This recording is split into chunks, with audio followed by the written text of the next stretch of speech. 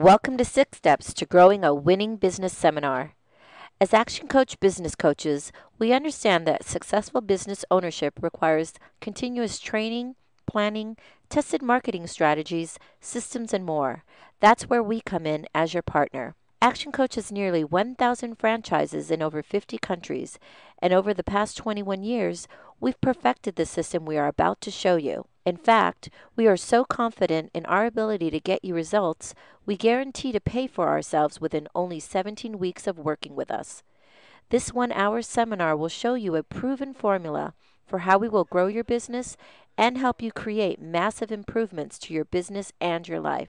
Your presenter today is the founder and chairman of Action Coach, Brad Sugars, the world's #1 business coach. Hi, everybody. Can I just start by finding out how many of you are business owners here in the room already? Where are the business owners? Can I just see a show of hands? Fantastic. Where are those of you who work for someone else? Where are you guys sitting? Fantastic. Good to see. Any business owners that wish you still work for someone else? Any in that category in the room?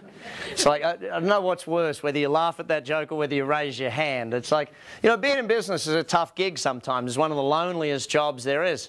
So I want to first of all thank you for coming out and having a chat with us here today. You know, finding out about what business coaching is and how to grow your business. There's 6 steps to growing your business that we teach at Action Coach, and we find that by doing it this way, a systematic methodology, which by the way we've been doing now for 21 years with tens of thousands of companies in 53 countries. I started out, a little bit more of my background, I started out in business at age 15. Anyone have a paper delivery route or sell a newspaper when you were a kid? Thank you, a couple of you did that. Well, that was my first business, and so here I was running the business. I had people delivering the papers, and you know, it was only because it was so cold in the morning I didn't actually want to get up and deliver the newspapers. But ultimately since then we've owned and operated dozens of different companies, everything from magazine publishing to motorhomes and RVs, musical production companies. I started out as an accountant. Any accountants in the room? Thanks for admitting to that in public. It's not something you often want to do. See, being an accountant, guess what you learn? How to count other people's money. My job as a business coach is not about counting other people's money, it's about helping other people make a lot of money, helping you as business owners improve your business so you can work less and make more, which ultimately seems too good to be true. The reality would be it is too good to be true if we hadn't done it with tens of thousands of businesses around the world. So this system is not something that's based on theory. This is based on me. See, all I've done all my life is buy broken companies and fix them. Nowadays, I've written 15 books on how I do that. Nowadays, I've spoken in countries that I couldn't, you know, I can't even speak the language, yet they translate for me. It's phenomenal. Our books are sold. I still remember getting people from Nigeria writing referrals about my books and stuff and thinking, well, that's phenomenal that we're helping businesses grow in all of these places. Just a little bit about how I started with this. You see, when I first started business coaching, it was because I found out why, well, even further back than that, my customers in one of my businesses kept disappearing. Now, they were all business owners, and I was thinking, why are my customers not coming back and buying from me? So I started calling them, and guess what I found out?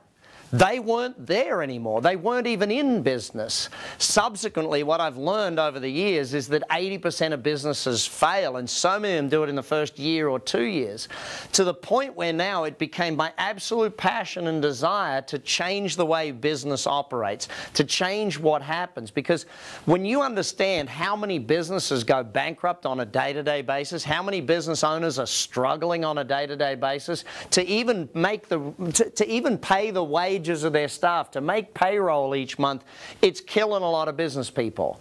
And so that became my passion. And so for the last 20 years, I've traveled the world teaching people how to run their business, to the point where now we have governments paying us to help grow companies because we can get more jobs happening.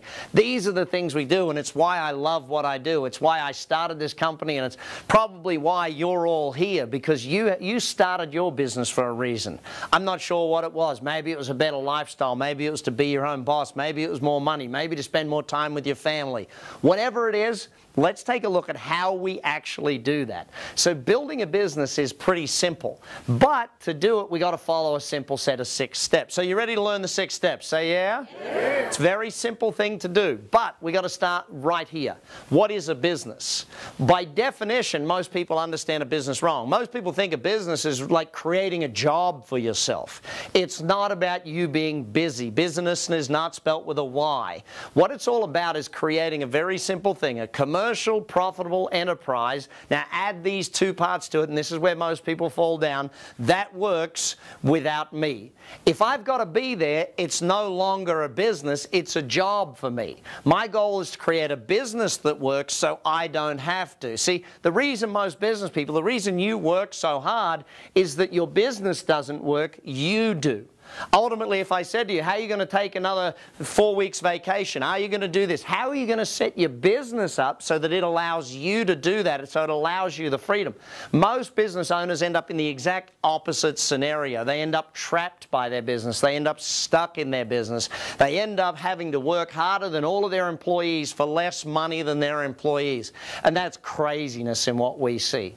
The way we teach it at Action Coach, the whole aim of this is to get the business to work so you don't have to. See, if I could reduce your hours each week, if I could cut back the number of hours that you are actually working, would that be a good thing? Yes or no? Yes. How much would you want to cut it back? And that's an interesting point. Do you know how many hours a day or week you actually want to work? Versus most business owners who, they just keep working as long as it takes, as long as it takes. They don't have a plan to get themselves out of it. That's the first thing I want you to understand. This system is a methodology to get it so the business works so you don't have to. And that's the ideal point behind it. So, let's take a look at the 6 steps. Each of these steps is very simple, but very, very powerful. We start down the bottom here, mastery. Well, mastery depends on which part of the world you're from. You pronounce it different ways. I say tomato, you say tomato, different things. You know, being an Australian, it's funny, my accent's understood in about half the world, and the rest of the world's going, what is he saying again? You know, but it's an interesting one. Being Australian, we understand that lifestyle is why you go into business. Building a business for the whole lifestyle aspect. So this mastery is where we got to start, though. We start at the basics. We've got to get the absolute fundamentals right. Now, the aim of this is to eliminate chaos in a business. How many of you ever found that the business runs you, you don't run the business? Anyone in that scenario? Working too much, doing too many hours, doing that? You know, it's a point where we have to change that sort of thing. So our idea is to get rid of the chaos, get rid of the putting out fires, get rid of the reactive methodology of running the business and get proactive about the business where you run it, where you're actually in control of this thing. Stage 2, once we've got the stability from mastery, is about cash flow. Most businesses struggle with cash flow. You know, most businesses are not making enough money to really grow at a rapid rate. If they had a lot more money come in, they could grow faster. They had the cash flow to do it. So here what we're doing is about creating a predictability of cash flow. When we say the word niche, what we're looking about here is the marketing side to your business. Now, if I ask the average business owner these 2 questions. First question, how many pages are currently, in fact, you might like to write it down. How many pages are in your current written documented marketing plan? Write the number down for me. It's probably a fairly round number for most of you, isn't it? You know, the reality of when I ask that question for most people is it's a pretty simple question, but most people don't have an answer other than 0 pages or 1 or 2 pages. Why? Because they don't know how to write a marketing plan. They don't know how to do marketing. Now, here's the question. Do you want to put more money into marketing or less money into marketing? Which one? More. Well, you guys say more and you guys say less. Well, hang on, who's right here? The people that don't want to put money into marketing are the ones that know that every time I put money out there, it just seems to be gone. The people that actually want to make money in their marketing, they're the people that sit there and say, well, hang on, if I put more in, I get more back. That's what we want to teach you. That's what my whole book, Buying Customers, is all about. So read that book as well, which you got to buy it first. Make sure you buy those books. Great books. Everyone should be reading all of my books. I'm a salesman first and foremost. Where are the other salespeople in the room? Okay, let me re-ask the question. Are we all in sales, yes or no? Yes. Yeah, we're all in sales at some point, you know, and this is the thing. If you believe in what you sell, you'll sell it well. So we have to get the niche right, the marketing. Predictable cash flow has to be a part of our business day in and day out. Then we got to go to efficiency. This is where we build in the systems within the company, the leverage. Leverage by definition is more with less. If we build in the systems, if we build in the efficiency, what it does is it buys us back our time. You know, one of the biggest challenges of business is that there's no systems in place, so therefore you've got to work a lot of hours. You've got to do all of the extra work. There's no one else can do it. If you've ever said, or in fact, think of it this way. How many ever said this statement, no one can do it as good as me? Or if you want a job done, you've got to do it yourself. You know, those sort of statements. Why? Because there's no systems running your business. You're running it yourself rather than using the systems to run the business. And that's a very important point. Then we get to the team side of things. Now you've got to structure a team for the growth, for the future growth. This isn't just about having people on the bus, it's about having the right people on the bus to grow the business. Because ultimately, you're not going to be running the business. If you're running the business, then it's still just a job for you. Ultimately, your goal is to get it so that the business works so you don't have to. So does that mean you're going to need better quality people, higher trained people, you know, excuse me, people with all of the skills to grow the business, not just to keep it running. And that's an important aspect to it. This isn't about just running the business, it's about growing the business. Now ultimately there, when we build that team into place, it's about putting someone else in charge, a CEO, a general manager, someone else to run the business on your behalf, so that you can then focus on the growth side of it, the synergy. This is where you turn this thing into multiple locations. It's where you might franchise it or license it or open it across the world, open it across the state, the country, wherever it is that you want to trade. It's about looking at getting great results with the business, but it's about getting there through building the business as something that works without you and then multiplying it across different markets. Often this is where we get passive income coming in from the business. See, ultimately, if you build the business right, it works so you don't have to. Ultimately, if you build the business to a point where it works so you don't have to, guess what? Now your income comes in whether you get out of bed or not. Imagine, like I know for me, one of my restaurants, I literally only visit the restaurant to eat or have a beer every now and again. That's it. You know, I don't go in there to run it. I don't go in there to see the management team. I don't go in to do the accounts. I don't do anything. I literally only visit. To the point where the other day I went in there with my family and my daughter came up to the front counter and the young lady on the front counter said, "Hi, have you got a reservation?" And my daughter looks at me, "Dad, shouldn't we tell her that you own the place?" I said, "No, kid, that means the business is running well if they don't know we own the place."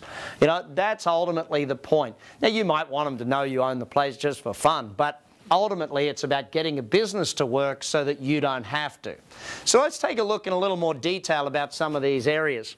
Once the business has got to that point, it's now time for you to go and look at other businesses. And that's a whole other aspect. If you read my Billionaire in Training, it's about how to buy, build and sell companies, about what to look for. You know, that's ultimately a different game for entrepreneurs to play. Sometimes though, you've got to get the first one running first so that you can get to the second, so you can get to the third. Number one, destination mastery. Do you need to know where you're going in order to get there, yes or no? Yes. So if I ask the average business person, and I won't put anyone on the spot in this room, but if I was to ask the average business person, show me the goals of the business, show me the, you know, where it's going, what's the vision, what's the ultimate end point of the business, where are you going, what's the goals for the next 90 days, what are the budgets for the next quarter? If I was to ask the average business owner all of those questions, what would my answer be? See, the silence of all of you is exactly what the answer is in most cases, because most people don't have a destination written down. You know what most people have, you know, when they first started in business, they were very excited and it was like, let's go and do this and achieve that and do all these wonderful things. Now we get to a point where most of them, you know what they actually care about? Can I just pay the bills this week? You know, and that's one of the worst things. If your only goal is to just pay the bills, then guess what you're going to achieve? Just paying the bills. Nothing more than that. So make sure you understand what it is you're going, where you're going, the destination. How much easier do you think it is by finding the destination if you have a coach sitting there with you, helping you decide where you're going to go, asking you the right questions about getting you there? That's what coaching does, is it has someone from the outside looking in. One of the funniest things, I know there's some husband and wife teams here in the room, when we sit with a husband and wife team and ask them, hey, what do you want out of the business and what do you want out of the business? And the two of them want two entirely different things. That, by the way, there's some interesting talks that night at home, I'm sure. But the point of it is that we help you get clarity on where you're going with the business. What are your goals? What do you want it to be valued at? What revenues do you want it to be doing? What are the profitability you need it to be doing? How many days a week do you want to work? How many vacations or what type of holidays do you want to take each year? These are important questions that you need to know for yourself and for your business. By the way, there's no use setting business goals and then personal goals. One of the things we always look for is, what are your personal goals, and let's build a business to suit that, okay? Second area of mastery, the money side of it. Well, excuse me. Would it be an interesting thing if I told you that, well, put very simply, most people in business aren't very good at keeping a track of their numbers? Would that astound anybody? No, it wouldn't astound anybody. The challenge, though, is if you don't know your numbers, then how are we going to make any decisions? If you don't know your numbers, how do we actually grow the business? So oftentimes we've got to get people back in charge of the money of their business. Because until you're in charge of the money, how do we make decisions on how we actually will reduce an overdraft, or how much stock or how much inventory we've got in the business? Which inventory is selling, which isn't, where the highest profitability is, so we know what items to sell and what items to not really focus on. You know, these are some of the aspects of it. How are you compared to industry benchmarks? These are some real big challenges and some big questions that business owners need to ask.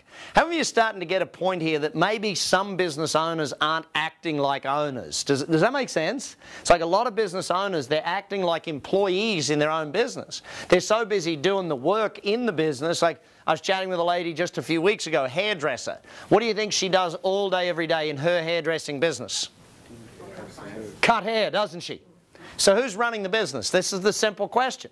No one's running the business. You know, she's cutting hair all day, and here's the real interesting point. She was quite upset when we discussed this, because she said, Brad, I don't take home any more money than any of my staff. They take home about the same amount of pay I do. I said, well, hang on, you do the same job as them. Why do you believe you deserve more? She said, well, I own the business. I said, yeah, but you're not acting like an owner. You're acting like a hairdresser, an employee in your business. I'm going to get you doing the business side of it as well as the hairdressing side. Build the business, not just the job of the business. Then we got to look at the time area of the business. So if we want to get great productivity out of people, do we need to know how to manage time? Yes or no? Yes. Guess what? You can't manage time. You can only manage people. Time doesn't stand still. There's no such thing as time management. There's really people management. So how do we actually get the highest productivity out of the employees in our organization? Basic management techniques, basic management systems, basic leadership. These are the things that need to happen in order for us to actually make the business work. If we're going to double a business, you've got one of two choices. You either double the number of people or you double the productivity. Which one's cheaper, do you think? Productivity, way cheaper, isn't it? So that's what we've got to look for in this area of building the business. Then we've got to look at the delivery aspect. You know, are your customers getting their product or service on time? You know, regular delivery, is it happening well? Are they getting it with good customer service? The basics of doing it. Like, I was with a restaurant owner just a few weeks back, and he's sitting there telling me how his restaurant's struggling and all this sort of thing. And I said, well, hang on, let's just watch and see how well the people are delivering or getting their product or service. So we tried some of the food in his restaurant. You've all seen those TV shows where they fix restaurants. What's one of the biggest problems? The chef thinks they got great food, but what do the customers think? Not great food. You know, so that basics of delivery, whether it's about time of delivery, level of service, how it's doing, we've got to get that stuff happening as well. Once you've got those four areas there, now it's time to move to marketing. Why wouldn't we move to marketing before that? This is a really tough question for some people. If you do marketing before you know your numbers, does that make any sense? No, what are we doing? Selling more of stuff that we're not making a profit on? Doesn't make sense to do that stuff. So we're going to then move to the thing. So when we look at it, we call it a niche. Now, what's my definition of a niche? That there's no what competition? Everyone know? Price. So what's the deal with that? Why are most businesses competing on price? Because there's nothing unique about them. There's nothing different about those businesses. If they don't have a uniqueness, what do they got to compete on? Price. But that being said, how simple is it for a business to stop selling on price? Well, let's do this. Let's say you're calling someone to buy new tires for your car, okay? You call them up, want new tires for your car. What's the first question you're going to ask? How much for what's the price for tires for this type of car? And if they just give you the price, what is the only thing you have to make a decision on right now? Price. So we've got to teach people how to not focus on price. We've got to teach salespeople. We've got to teach the marketers how to focus on value, how to focus on things. What's one of the fastest ways you can kill a business? It starts with D. Discounting, correct. The moment you start discounting, you're starting to kill a business. You know, too often, and especially in small to medium-sized companies, when they start thinking discounting, they start actually losing business hand over fist because, well, here's the thing. When you discount, what type of customer do you attract? Cheap. Someone that wants cheap prices. Will there always be another business that's willing to offer cheap prices, yes or no? Always going to happen. So our aim in the niche segment is now, how do we define a great set of customers? What are we looking for? And of course, we don't just want them to come in once, we want them to come back again and again. So this is where we have to look at how do we actually do that. So when I go in and start talking about growing a company, there's 3 areas that most people focus on with me. They say, Brad, you know, we need more customers. Brad, we need more revenues. Or Brad, we need more profitability. I'm going to show you a formula in a moment that shows you those 3 things are actually not important in a business. Why are they not important? Well, very simply, when you see the formula I'm about to teach you, they are just the end result of another 5 areas. And these 5 areas are the most important 5 areas in business. Yet, when I ask the average business owner what this formula looks like, they have no idea. So, if you haven't taken great notes to now, this one you want to really write down very well. My first book, Instant Cash Flow, had a whole bunch of information on this, but you've got to know this formula. So, the formula works like this. Number of leads. Leads is like prospects, potential customers. They could call your business, you could call them, they could come over the internet, they could walk into your store, however it is you communicate with customers. So number of prospects or leads. We then multiply that by your conversion rate. That is the percentage of those that could have bought to the percentage of those that actually do. So 10 people called your business today and only 2 of them made a purchase, your conversion rate's 2 out of 10 or 20%. Now, if you don't know those numbers, how do you improve them? Any sports fans in the room? How many stats do they keep in sport? All of the stats. Why do they want to know their numbers? How come? So they can get better. If you don't know your numbers, it's very hard to get better. So I ask you, how many of you in this room know how many leads came into your business last week? Like how many actual people called you, walked in, whatever they do in your business? Who knows that number and knows it accurately? Okay, see, that's the problem. That we don't know the number, how are we going to improve it? Now, my coaches, I've taught all of my coaches 87 different lead generation strategies. So there's 87 different methodologies to bring leads into a business. Average business, how many different ways do they have leads coming in, do you think? 5. 5? Any other guesses? 1 or 2. 1 or 2? That's far more like it. 1 or 2 strategies to bring in leads. Do you think you can have a growth business with only 1 or 2 strategies to bring in leads? Not happening, is it?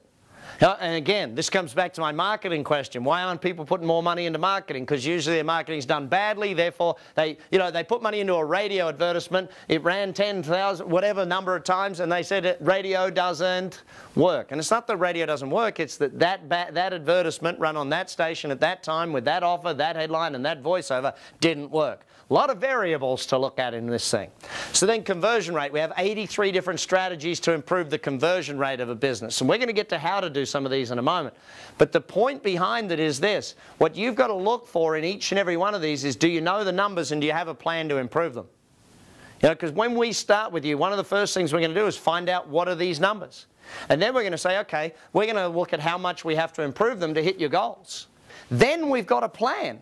You see, you sit down and start thinking about it. If you know your numbers are here and they've got to get there, we can design a plan to actually make that happen for your business. So then we've got to look at number of transactions. Now, this is about repeat business, how often a customer buys from you over and over again. Now, some customers will come in once, you'll never ever see them again. Other customers will come in 10, 20 times a year. But this is about the average number of times the average customer comes in per year to buy from you. Now, again, we've got to get them coming back more often. Then we've got the average dollar sale. You know, and we sit down and we look at it and we say, okay, what is the average sale in this scenario? How much are people actually spending? Now, some will spend 5, some 500, but what's the average is what we're looking for in this case. Again, let's develop a plan to change that. Then we've got the margins, okay? What is the profitability of this in this example? That's what we're looking for. Of course, we want to improve that. Now, if your revenues go up, will your profit margins go up? Yeah, because your cost coverage is already done. But on top of that, we've got another 50-odd strategies to improve the bottom line profitability of a business. And not just cutting costs. This is not the only way to improve margins. A lot of marketing things will improve margins. For example, ask Ralph Lauren how much he charges for a polo shirt versus going down to your local store and buying one there. You know, marketing does help margins. It helps the amount we charge for something, so therefore it works. So let's put some numbers into this so you can get an idea of it. I'm going to go pretty quickly with the numbers, but just help you understand. So let's pretend last year we had 4,000 potential customers. You might like to write these down so you can actually work it through. 4,000 potential customers. Let's pretend we sold to 1 in 4 of them, okay? So only 1 in 4 actually made a purchase. So you've got how many customers in this case? 25% conversion rate, 1,000 customers. Does that make sense for everyone so far? Okay. Second one, then we've got to look at the next part of this, transactions. Number of transactions, how often you get them back. Let's give, in this example, 2 times a year. So again, some people never came back, others came back 10 or 12 times, but the average person bought twice. Then let's use the average sale and say it's 100. Just for ease of numbers sake, here's 100. So you've got 1,000 customers doing 2 transactions at 100 a time. So what's your revenue? 2,000 transactions at 100, 200,000 in revenue for this little business. So then we're going to do margins. I'm going to make it easy for you and just say let's do 25% margins, okay? So it's easy math. So this business's profitability is 50 grand. Now, why do you see I've got those 3 numbers highlighted in red? The customers, the revenue and the profitability. Why do you think I've highlighted those? The most important. The most important? Absolutely not. In fact, the exact opposite to that is the answer. They are the 3 least important ones. Why are they the least important numbers on that page? They're the outputs. They're the outputs. They're the result. Remember I said that a moment ago. They're the end result. The equal sign is in front of them. So the 5 numbers we actually need to know, the 5 numbers we actually want to work on are leads, conversion, transactions, average sale and profit margins, okay? So these are the things that we've got to look at in a business. Now, at Action Coach, we have an advantage over most people because we have like 80 here, 70 odd strategies there, 60 odd strategies there, and another 50 odd strategies there. So all up 280 odd strategies to improve the bottom line to work with business. How many of those strategies most business owners know? Very few. Why? They're hairdressers. They're cutting hair all day. You know, they're not focused on this stuff. This is where we've got to get you to focus. But it takes the mastery area first, getting the basics done right. Then we move to the niche to take care of the cash flow. Just let's look at each of these areas if we could do a 10% increase in them. Now, most of the time we can grow your business a lot faster than you can grow it. Why do we have to go slower with our marketing than what you can do? 2 reasons. Number 1, cash. Does it take money to grow a business fast, yes or no? How many of you have had that problem where you've grown too fast and you started to run out of cash and you're like, hang on, we've got to slow down a bit because we can't put enough stock, or we can't hire enough people, or we can't open a new office, or you couldn't afford to grow at that speed. What's the second reason we have to grow a little slower for most companies? Think about it. Money and ability to deliver. See, the ability to deliver is another thing. If you get too many customers too fast, could that put you out of business just as fast? Yes or no? Your service levels go down, your reputation goes down, things don't happen the way they should. You know, it ends up being a problem. So sometimes we can grow a little faster. Most of the time we've got to go a bit slower in the beginning so that we can get you up to speed, and then we can grow real fast. So in this example, I'm only going to do 10% in each area. So let's imagine we worked on 4 or 5 different strategies over 12 months. We tested them, we learned what works, we measured them, we got results, we knew what was happening, and we could increase your lead flow by 10%. Now, by the way, for most of you, increasing your lead flow by 10% is as simple as actually measuring where they're coming from right now. One client of mine, this guy spent a lot of money on marketing. He was about 80 grand a month. We started measuring where his leads were actually coming from. We found that only 30,000 of his 80,000 was bringing him in leads. The other 50 grand was bringing no new customers for his business. How fast do you think he stopped spending that 50 grand every month and put it where the 30 grand was, and what happened to his business? 2.5 times the number of leads because he put the money where it was supposed to go, not where it wasn't performing. Measuring your numbers is real important. We've got to know them. But just doing that won't work for everyone. For the rest of you, that's why we have another 70 odd strategies for you to actually get to work on to build the business. So in this case, 4,000 becomes what, gang? Call it out for me. 4,400. Not a big increase, but it's very powerful. Let's work our way through. Then we've got to work your conversion rate. Again, just measuring it alone. How many of you know your conversion rate now? Like down to the decimal point, you know that if 20 people call, we sell this many. Who knows that number in their business? One or two of you, fantastic. The rest of you, you got a lot of room for growth if you don't know it, because whatever you guess it is, it's about half that, okay? Most of the time, in fact, I worked with one guy, a big electrical company, a big electrician, lots of vans out on the road with guys doing electrical work in all of these different places. Here's this guy, he says to me, Brad, we're great at sales. We sell 70 or 80% of people that call. I said, fantastic. 2 weeks later, we'd measured it for 2 weeks. 2 weeks later, I came back to visit and I sat down with him and said, how's the conversion rate? And he was very upset. I think, in fact, he was ready to fire all of his staff at that point in time because he was spending a lot of money on advertising and bringing leads into the business, but they were only converting 17%. Now you think about that, that means more than 4 out of 5 leads are just burned. When they call up, they don't convert them into a sale. We've got to measure it. But then again, we've got another 80-odd strategies to improve the conversion rate. So if we took a year, do you think we could get 10% better in your conversion rate? Yes or no? Yes. Yeah, especially if we measured it and knew what was happening and did all those things. So in this case, 10% more than 25 is what, everybody? 4,400. So, sorry, hang on. This one here, the 25%, not 35, it's 10% better. I don't want 10% more, just 10% better. I should have worded that properly. So in this case, we go to 27.5. So I've already done the math for you. That gives you 1,210 customers, 1,210 customers in this case. Then we're going to work on your repeat business. Now, simplest one of all of repeat business. How many of you, raise your hand if you've done this. Did every customer you've done business with in the last month even, just the last month, get sent a note that said, hey, thanks for buying from us. We really appreciate you buying. Who's done that? Okay, again, room for improvement here, gang. Lots of room for growth. My challenge with each and every one of you is that all of these things have got to happen if you want the business to grow. Give you a simple example. One company sent me a beautiful thank you card. It was a restaurant. I ended up becoming their best customer because my waiter sent me a handwritten note saying, hey, thanks for buying from us. We really appreciate it. Love to see you back again soon. If you need another booking, please call me, your waiter, Phil. He became known to me as Lucky Phil because that guy got good tips. But the point of it is, what are you doing to get your past customers back? How many of your past customers have ever said to you, hey, I didn't know you sold that, or I didn't know you could do that? Lots of them. Why? Because they don't know what else to buy from you. In fact, how many of you at least have a database, a list of all of your past customers, their names and addresses and emails? There must be a bunch of you with that. Okay, great. Keep your hand up if you still write to them at least every 90 days and ask them to come back and buy more often. Keep your hand up if you do that. Okay, so most of you are not doing that. You've just spent all that money getting that new customer, getting them to come to you. Doesn't it make sense to know their name and address and get them to come back more often?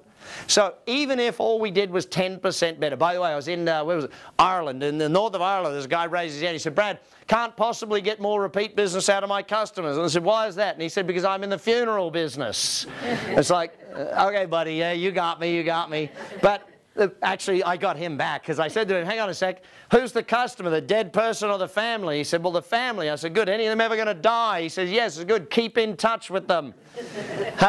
You know, actually, I had a realtor argue with me. I was just up in Milwaukee, and this realtor said to me, well, Brad, hang on a second. If I write back to my customers, it's not worth it. They only buy a new house every 3 to 7 years. I said, well, hang on, let's do the math.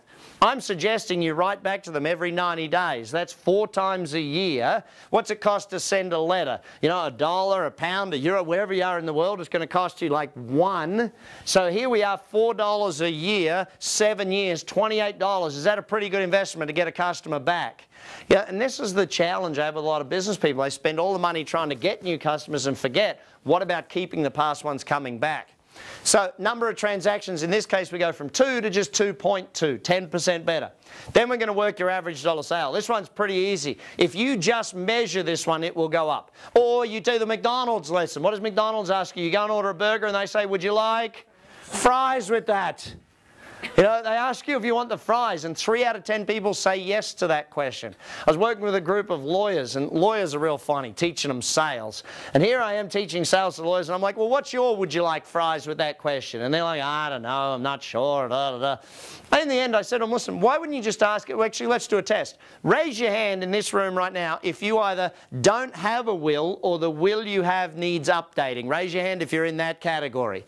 What do we got? 50, 60% of the room. So I said to this group of lawyers, why wouldn't you just ask everyone, by the way, does your will need updating?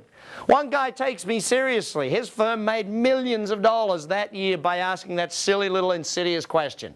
You know, you've got to understand though, these are strategies that work if you work them. The problem for most businesses is the business owner is so busy doing this and doing that and putting out fires and taking care of things that we don't get across the line of doing this stuff. So even if, in fact, one of the biggest strategies or the simplest strategies to improve your average dollar sale, guess what it is? Raising your prices. Who's the most scared person in any business to raise the prices? The owner. The owner's scared stiff about raising the prices. Why? Well, what if I lose a customer? Listen, the fact is that your customer's going to bitch and moan about your prices all day, every day anyway. To raise your prices. You know, most business owners, in fact, who's the most scared person in any business to raise their prices? The owner is always the most scared person. How come they think, oh, I'll lose a customer? Da, da, da. Look, the reality of business is very few customers are solely focused on price. Most customers are focused on value. So we've got to look at that sort of thing. How can you add value to them rather than discount, rather than try and be the cheapest? How can you actually get good quality customers that'll buy long term? So in this case, we're going to work on your average sale. If any of those ones don't work, we've still got another 60-odd strategies to improve the average dollar sale in your business. So if over 12 months we work on this, do you think 10% increase is pretty reasonable? Yes or no? Yeah. Yeah. So we got 10% increase there. So of course what we've done is increase the revenues by 10%, haven't we? Yep. Haven't we? Yep. Yes. Thank you. No. Tricked you. It's actually not 10%. It's 10% times 10% times 10% times 10%. That gives us a $292,820 in revenues in this business. That's a 46% increase in the revenue because of the multiplying factor in this example. See, and then we got to, and where are my accountants again? If we had a 46% increase in revenue, has profits gone up? Yes, they have. But let's pretend we had to use some of the other 50 strategies to improve the profit margin in this business, and that takes us just 10% better again, 27.5. Now we got to take home of $80,525.50. That's 61% improvement in the bottom line of the business. Actually, how many of you would like a 61% improvement in your bottom line in the next 12 months? Say yeah. Yeah. In fact, how many of you would like to have a bottom line in the next 12 months? Anyone in that category? You know, it's one of these things, gang, that when we sit down and look at it, if we're so busy cutting hair or whatever your business does, we don't work on this stuff. And by not working on it, we have the problems. Now, what if your business could do 15% in each area? Or up to 20%, or 10 in some areas, 15 or 20 in other areas? What would be the improvement in your business over the next 12 months? So can you understand how coaching pays for itself? See, at Action Coach, we're one of the only coaching companies in the world that A, we do business in 53 countries around the world, but B, not only that, we guarantee what we do, because we pay for ourselves by using these strategies. So that's what happens in your business when we do this stuff. Now, once we've got the niche worked out, then we've got to get to the systems, the leverage aspect of the business. Remember our definition of a business, a commercial, profitable enterprise. That's what the marketing does. Now when we get into this side, it's a commercial, profitable enterprise that works, okay? This is where the systems come into the business. We've actually now got to systemize. Why do we want to do systems, by the way, after marketing? Because systems cost money. If you don't have good marketing in place, you're not making enough money to pay for the systems to be developed. And also, you don't have enough volume to really need the systems in place in most cases. So, let's take a little look at systems. When we sit down and take a look at it, most of the time with systems, what we're thinking about is a very simple premise. System stands for, I'll get you all to read it out for me, everyone. Save yourself time, energy, and money. Save yourself time, energy, money. I fell in love with writing systems in a business back when I had a photocopy shops, and I thought, hang on, I'm working too hard. And I started writing systems, started documenting how things could be done. And not in any complex way. It's not like I was doing ISO 9000 or anything. I was just writing down how things should be done. I was taking pictures of how things should look, doing videos of how things should be done, audio taping how things should be said. And hey presto, I started developing systems. And what I really learned is that if you've got systems for things, A, does it take you less time to train someone when it's written down how to do it? Yes or no? Yes. Yeah. B, I stopped having to say things like, if you want the job done right, do it yourself. Because other people could do the job right, because guess what? They had a system to do it. It wasn't as complex as that. Now, I wrote a book called Instant Systems. It's one of the 15 books that you'll be able to read through us with Action Coach. What we go through here is how we actually structure that systems in a business. Now, we start here with a vision statement. Where is the business ultimately going? This isn't about your basic goals. This is about the big picture of the business. Where do we want the business to go? Then we write a mission statement, and that really designs how do we actually get there. You know, the vision is the big thing in the future, but the mission tells us this is the road we're going to take to get to the vision. Third thing we want to put on is a culture statement. Now, you can call these a company's core values, the core beliefs, you can call it a culture, whatever it is. But we actually want to write down the rules of the game in our business. We actually want to write down what is our business rules? How do we want to play this game called business? Now, why do we want to do that? Because if we're going to put systems in, we're going to hire great people, we need to have a great system for them to operate within. If you're stuck for what that should look like, jump on our website, actioncoach.com, take a look at our 14 points of culture. You'll start to get an idea as to what we're talking about here. Then we need to set goals, and SMART goals, of course, specific, measurable, achievable, results-oriented with a time frame. Okay, so SMART goal setting. We want to set goals for our business for the next 90 days. We want to set it for the next year, the next 2, 3, 4, 5 years. Now, a lot of people struggle with setting goals because they don't really know where you're going. First of all, though, we start with setting goals at the smallest end. We start with doing it on a daily, weekly, monthly, and quarterly basis. Then we can stretch to annual goals. Then we can stretch. Too often I see people say, well, you know, you've got to set a 5-year goal and then you can work backwards. Well, a lot of businesses struggle to set a 5-year goal because, hey, that's a long way off in the future. I really don't know where I'm going to be next week. How the heck do you expect me to know where I'm going to be in 5 years' time? So then we go through and we say, all right, now we're going to develop an organisation chart. What should the org chart look like? When you're going to finish this business, when this business is going to be achieving its vision, what is the organisation going to look like? What sort of positions are you going to have in the company? Where is the company going to be? And how's it going to look? Developing an organisation chart is a lot easier said than done. A lot of people sit down to try and do it and they work out, well, how many people should I have there? Should I have someone in marketing? How many salespeople should I have ultimately? So sometimes that takes a bit of coaching to help get through that one. Then we've got to have contracts for each position. Now, by the way, I see you're all looking so excited about writing these positional contracts, aren't you?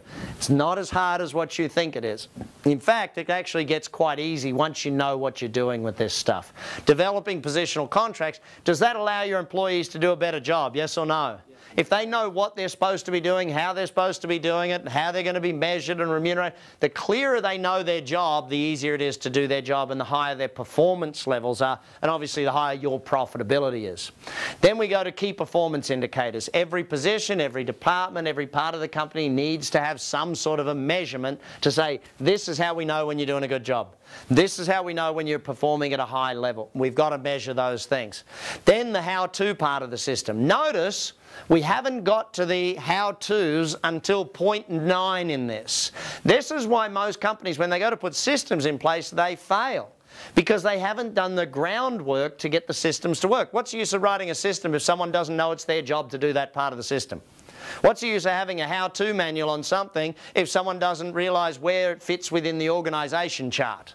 You know, these are some of the important aspects of writing systems that come first, so ultimately we can get to those how-to systems. And then finally we develop management systems. You know, a lot of the time when people want to leave their business, the reason they can't leave is there's no other management in place. If we develop great management systems, great reporting systems, great meetings, great ways of managing our people, ultimately we get a phenomenal job happening through those systems. So finally then we want to get to the team side of it. So remember back to our definition of a business. Business is a commercial, profitable enterprise that works, guess what? Without you. Without me, okay, in my case. So when we sit down and we start thinking about getting this business to work without us, that means it's got to work with other people. So what quality of team do you want to build? High quality team. So to do that, do we need to learn recruiting, yes or no? Yeah, we've got to learn how to recruit the best people. And here's the funny thing about most people when it comes to recruiting. Most people just put a help wanted ad out there and they hope that the right people will actually come to it. That might have worked 20 years ago, it doesn't work today. Hiring and recruiting the greatest people is about understanding. See, back to my sports people again in the room. How much time, energy and effort do sporting teams put into actually recruiting the best people? How much?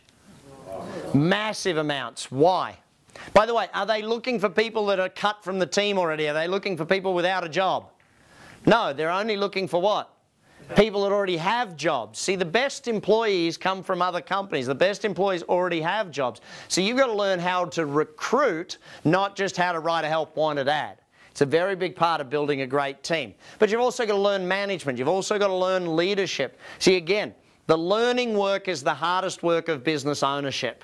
It's pretty easy to do the work. The cutting hair stuff, dead easy. Learning how to grow the business, learning the sales, the marketing, the management, the leadership, that stuff's hard. It takes time to learn it. But that's our job as business coaches, to help you learn this stuff. So when you look at building a team, we do it in a simple format. As the owner of the business, or the head of the business, the CEO of the business, your job is to take care of your team. Your team's job is to take care of the customers, customer's job to take care of the business, and the business job to take care of you as the owner. Now, in most scenarios, the owner's taking care of how many of these three things? All of them. The owner's taking care of the business, the customers, the team. They're running themselves ragged trying to do it. If instead the owner builds great systems, the owner helps build productivity into the company, invests in the future, does the thing, does the planning, does the owner's work. So you've got to remember, I want you doing business owners' work, not just employees' work within your company. So once you start doing owners' work, you build your team. Your team's job then is to take care of the customers. And here's a real interesting fact. The level of relationship between the owner of the business, or the CEO, and the team is directly proportional to, guess what? The relationship between the team and the customers. If the relationship between the owner and the team is good, then the team will take care of the customers. If the customers are being taken care of by the team, guess what they'll take a lot of care of? The business, by coming back, spending more, referring more people, and doing a lot of business with you. So we've got to get it to that point. Ultimately, then that takes care of the owner. So team building is a major part of business success. Now, why do we do it after systems? Why do we do the basics first? Because we need the basics to be right before we do any marketing. Why do we then do marketing? Because we need money to pay for the systems. We also need the systems to make it more efficient before we go and hire more team, before we build the team. What's the use of building a team if you've got a lack of efficiency in the business? We want efficiency, we want a good system, and then we go and build a great team. Does that make sense to everyone so far? So then we go to the synergy and results part of this thing. This is where you start the duplication. This is where your freedom kicks in. This is where your personal growth, and you can get to do other opportunities and stuff. Up until here, where we get to team, what we're doing is buying back your time. We're making the extra money to hire the better people, to build the better system, so that you can actually work less. Most of you understand this it's very simple. If you had better systems and better people, would you be working less? Yes or no? Yes. You have better marketing, better systems and better team, would you be making more money? Absolutely. If you've got better mastery, the basics of the business, are you having to put out less fires and being more proactive? Yes. See, the first part of working with a coach is fixing the basics of the business, this mastery aspect down here. Once you've got the basics fixed, then it's time to do the fun stuff, you know. And sometimes fixing it'll take a month or two. Sometimes it takes 6, 12, even 18 months to get a business fixed. It depends on how badly you've messed it up, I guess, determines how long it takes to do that. Now, ultimately, then we go to the niche, and that could take 3, 6, 12 months. It could even take 2 years to get the marketing stuff right. Depends on how good your marketing is today and where you're at with it today. But then we go on to the systemization. Again, another 3 to 6 months, depending upon where you're at. Maybe bigger if you're in a bigger business. And then we go to the team building. Again, another 3 to 6 months. It takes time to do this stuff. A lot of people think that, hey, I'm looking for the silver bullet in business. I'm looking for that one idea that's going to save the whole thing. The reality of business is that you don't double a business with one idea. One idea doesn't add 100%. But 100 ideas that add 1%, this is how you double a business. It's the small changes along the way. This little small change, this little small change, they add up to massive change within the business. So Richard Branson, probably one of the most famous entrepreneurs worldwide, the Virgin brands, all of these things, he said it very, very simply. If I can, and this is the thing, what if I teach you how to run one business, can you then go and buy another business and do it again? If I teach you how to run a business, you can run as many of them as you want. You can run bigger ones than the one you're currently running. You can add zeros and upgrade to a bigger business, a better business than the one you're in. You know, but it's the learning of how to run the business that is what takes the time. The challenge is we didn't all have different jobs. We didn't have jobs in sales and marketing and all of these things to be trained by other people how to run our business. So we had to learn it along the way. One of my greatest mentors, Jim Rohn, a very, very smart man. I was 16 years of age when I went to his first ever seminar, and pretty sure it changed the course of my life, in the Brisbane City Town Hall. And I was sitting there as a 16-year-old, probably the youngest person in the room, taking notes hand over fist. But the two things that he said that stood out to me most. Number one, he said, never wish your life were easier, wish that you were better. See, don't wish business was easier, become a better business person. You know, don't wish that this thing is going to change, because it's not. It's just going to get harder and harder if you keep going down the same road. The reality of business is that the reason businesses keep disappearing is that the owners don't keep learning how to change and grow with the way the market is. Is business getting easier or harder out there? Which one, gang? Harder. There's more and more people wanting to compete with you. The economy gets tougher and tougher. There's more red tape. There's often more taxes, all of this sort of stuff. That doesn't mean we shouldn't do it, though. It means we should learn how to do it better and how to do it more effectively. Second thing Jim Rohn said, work harder on yourself than you do on your job. Now, I translate that to work harder on yourself than you do on your business. See, if you become a better business person, what all of a sudden happens? You build a better business. It's not rocket science, gang. This is a pretty easy way that we need to actually think about it. Building a business is not that hard if you know how. The challenge is how you're going to learn it. You're going to read all the books, or you're going to go and do courses. Most of you don't have the time for that. But do you have time to meet with a coach every week? Do you have time to have someone work with you every single week? For most of us, the answer is yes. You know, I put it very, very simply. Where you get to in 5 years' time depends on the people you meet, the books you read, and the action you take. If you want to do the best decision you can, make a big decision. Take a big step. But working through the 6 steps is a very clear, systematic methodology. You know what a lot of business owners find when I show them the 6 steps? For the first time, they now actually have a plan how to get their business to work without them. For the first time, they now actually know how to make the business work so they don't have to. That's ultimately the goal. That's where we want you to get to, and that's why I started Action Coach. Hopefully you'll join us, and hopefully you'll understand how powerful these systems are for growing your business. Thanks, everyone.